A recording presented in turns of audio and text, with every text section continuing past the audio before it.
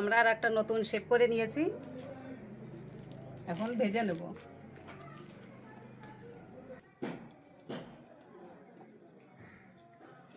দেখতেও খুব সুন্দর।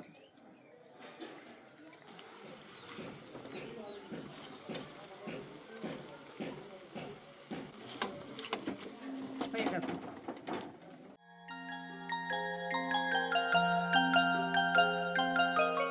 আমরা এই যে বাউলটা দেখতে পাচ্ছেন, এই এক বাউলের ময়দা নিয়েছি আর তার মধ্যে দিয়েছি কালো জিরা, আজমা, একটু লবণ, মিঠা সোডা। আমরা এখন তেলটা দিয়ে দেবো।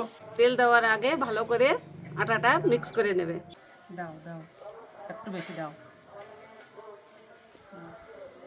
আমরা 3 পোয়া ময়দা নিয়েছি, তার জন্য 100 গ্রাম তেল নিয়েছি। আপনাদের প্রয়োজন মতো আপনারা ইউজ করবেন তেলটা। আমাদের ময়দার টেক্সচারটা এরকম হতে হবে, দেখতে পাচ্ছেন, ঠিক এরকম হতে হবে, ভেঙে গেলে হবে না। এখন আমরা গুনগুনা জলটা দিয়ে দেব। এই যে দেখতে পাচ্ছেন গুনগুনা জল, এটা আমরা আস্তে করে মিক্স করে দেব। আপনারা কিন্তু পরিমাণ মতোই মিক্স করবেন, না বেশি না কম হয়। আসলে আমরা চিনির যে বুড়াদা সেটা আর ওই মিঠা সোডা দিতে ভুলে গেছিলাম, আমরা কিন্তু মিক্স করে রেখেছি, আমরা সঙ্গে দিয়ে দিচ্ছি। দেখুন এই যে এটা কিন্তু চিনির বুড়াদা। আমাদের আটা গুন্দা হয়ে গেছে, আমরা টেক্সচারটা এরকম রাখবো। দেখুন এই যে এরকম থাকবে, এরকম টান দিলে ছিঁড়ে যাবে।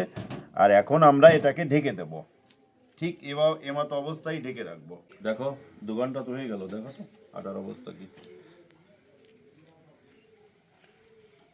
হ্যাঁ, হয়ে গেছে। এখন আমরা তেলটা দেব।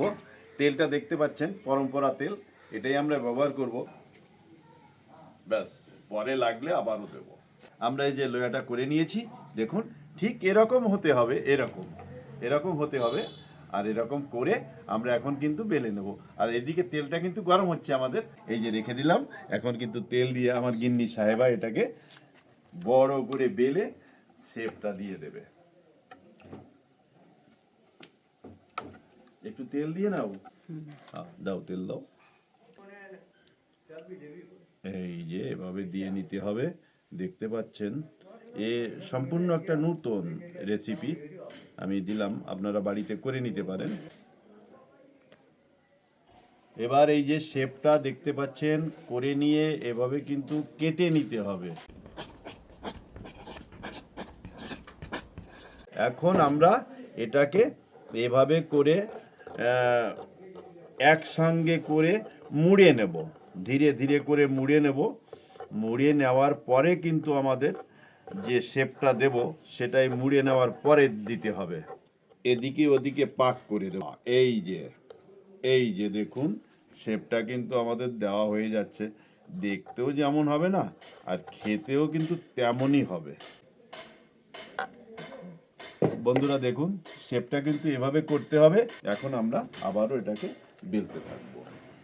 আর আমাদের তেলটা অলরেডি গরম হয়ে গেছে।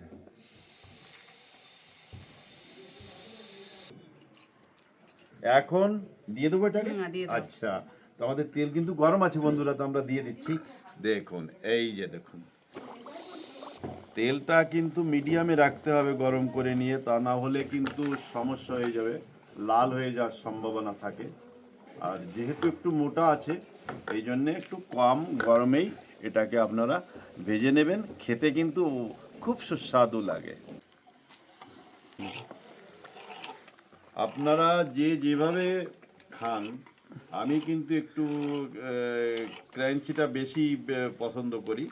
আর যেহেতু রেখে দেবো তো অনেক দিন ধরে, এই জন্যে আমি কিন্তু একটু লাল লাল করে ভেজে নিচ্ছি। তারপরও দেখুন এই যে কালারটা এরকম হবে কিন্তু, দেখতে পাচ্ছেন বন্ধুরা। দেখুন আমার একটা কমপ্লিট হয়ে গেছে। আমি কিন্তু একটু ক্রেসি বেশি পছন্দ করি, তাই এরকম একটু লাল লাল করে রেখে দিয়েছি, করেছি। তো আপনারা কিন্তু যেভাবে খান সেভাবে করবেন, তবে একটু টাইট হলে বেশি দিন পর্যন্ত থাকবে আর নরম হবে না। বন্ধুরা আমরা 4-5টা করে নিয়েছি, দেখুন খুব সুন্দর। এভাবে করে নেবেন একটু ধৈর্য নিয়ে। আর এরপরে আমরা একটা অন্য টেক্সচার করব, তার জন্য এই যে বেলে নিয়েছি, আর এখন এটাকে কাটিং হবে। এমনি করে কেটে নেবেন। ওকে, একটু এটা এভাবে দিয়ে কিন্তু একটু নাড়াচাড়া করে দেবেন আপনারা। আর তেলটা সবসময় একটু বেশি ব্যবহার করার চেষ্টা করবেন। দেখুন আমাদের নেমকি কিন্তু এই যে একটা একটা আলাদা হয়ে গেছে, দেখতে পাচ্ছেন। আমাদের এই যে নেমকিটাও হয়ে গেছে, এখন কিন্তু আমরা তুলে নেব। আমার এই ভিডিওটা যদি ভালো লাগে তাহলে আপনারা লাইক করবেন, শেয়ার করবেন, কমেন্ট করবেন। আর যিনি সাবস্ক্রাইব করেননি আমার চ্যানেলটাকে, তিনি অবশ্যই করে নেবেন।